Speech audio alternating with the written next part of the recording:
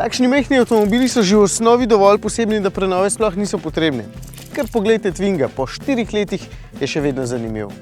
No, vseeno so ga malce spremenili, predvsem tale luč ima sedaj dnevne ledice, ker tukaj le znotraj, pa malce drugačna sta še odbijača. Nisem prepričan, da mi je ta prenovljeni bolj všeč, se mi zdi še bolj nežen na pogled. Mogoče pa hočejo ženske prepričati, da je to avto za njih.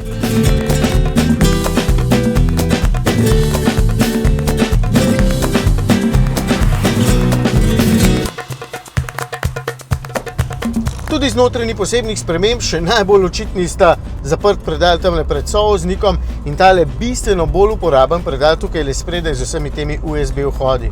In še vedno sta na voljo dva motorja. Tale prisilno polnjen 0,9 litrski je močnejši in ponuja 68 kW moči oziroma 93 konj, kar je več kot dovolj za avto velikosti mušice.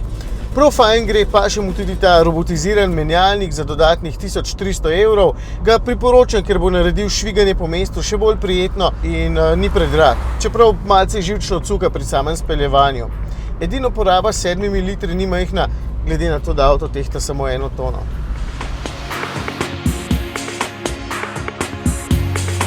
Še vedno pa je Twingo najbolj fascinanten zaradi zadnjega pogona in posledično neverjetne okretnosti. Tukaj mu ni para, če izvzamem sorodni Smart, obračanje na ulici, parkiranje, vsi manevri so smešno lahki. In pri opremi Intense pomaga še vzvratna kamera, da ga boste res obrnili v še tako majhnem kotičku. No, vozniško je sicer povprečen, sedaj je 1 cm bolj pritisnen k tlom, ampak se med vožnjo to ne pozna kaj dosti. Dirkalnik še vedno ni in nikoli ne bo, za v mesto pa ni boljšega.